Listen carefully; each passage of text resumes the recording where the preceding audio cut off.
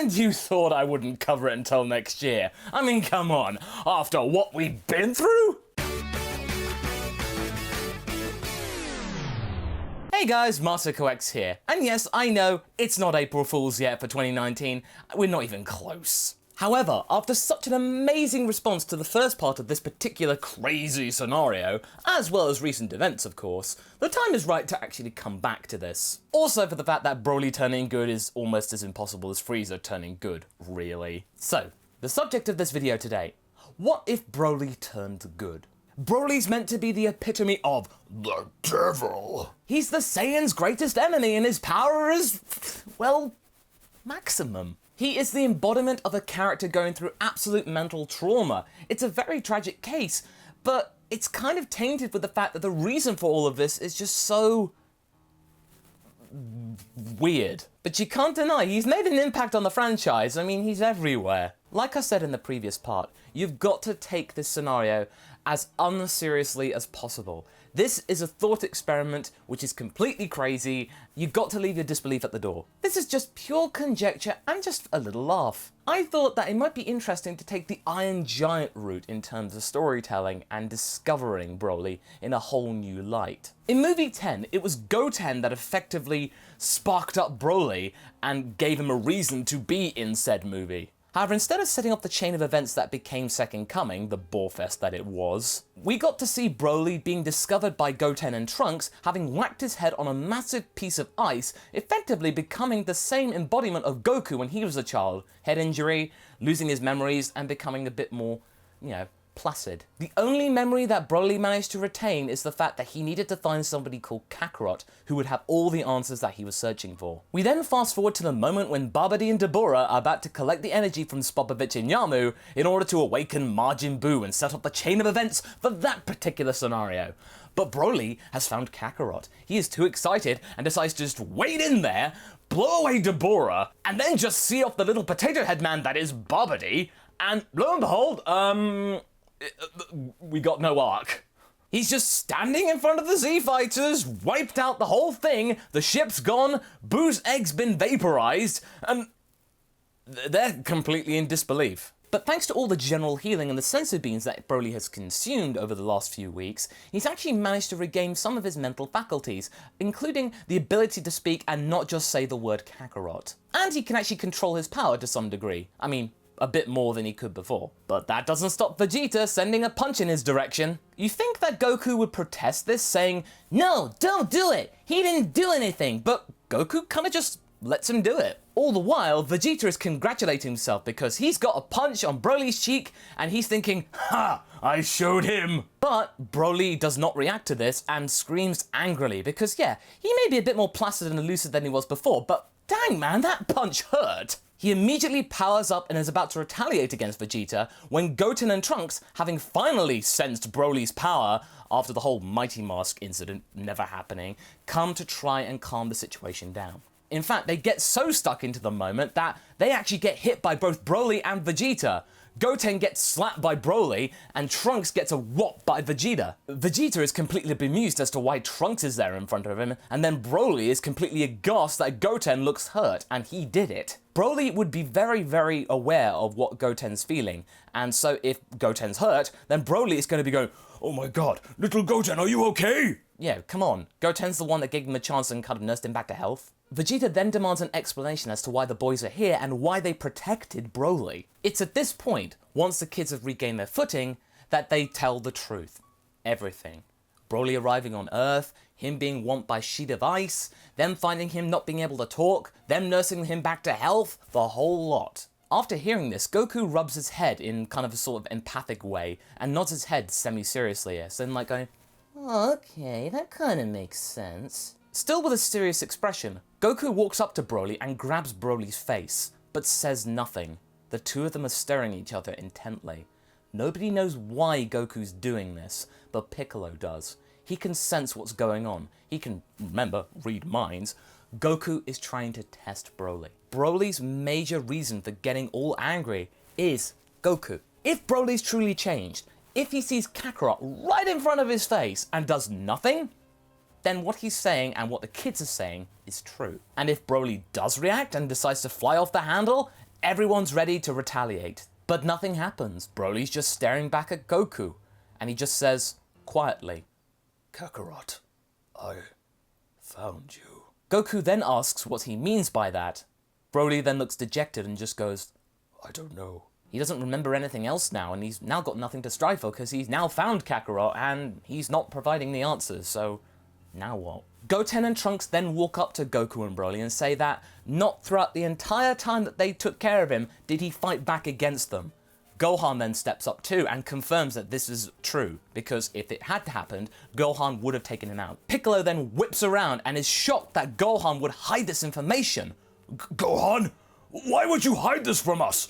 This isn't like you." Gohan nods and say that it's true, he would have acted like that, but he trusted the kids. They seem really serious about this, so he wanted to have faith in them. Broly may still not be trustworthy at this point, he's got a lot to prove, but right now, he's not an imminent threat. The next person to utter protestation is Shin, the Supreme Kai.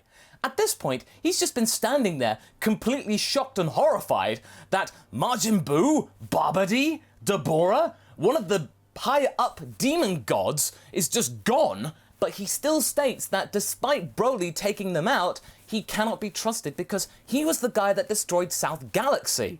That's indeed true, but Broly has no recollection of this. Gohan then asks, is there any way to bring the people that died in South Galaxy back, or maybe the entire galaxy be regenerated? Well, I mean, it depends. If a particular set of Dragon Balls was strong enough, it might be able to do it.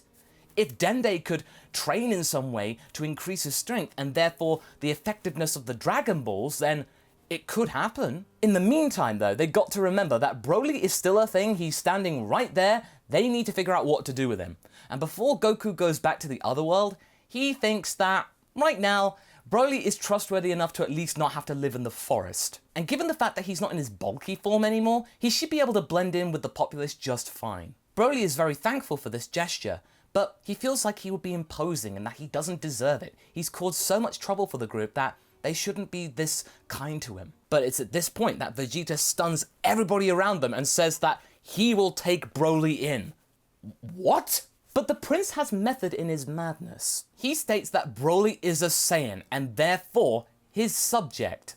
If anybody should be responsible for whipping this guy back into shape and making him a loyal Saiyan, it should be the prince. And besides, if he goes rogue, then Vegeta thinks that he'd be more than powerful enough to wipe him off the face of the planet. He could take him out in a flash. A final flash. After witnessing Vegeta's stern gaze and serious intent, Shin is not one to question this and decides to allow Broly to be under Vegeta's care. Well, I mean care in the loosest sense of the word. He does weigh up the fact that Broly did, inadvertently take out Majin Buu, who was the greatest threat to Universe 7 in existence in countless millennia.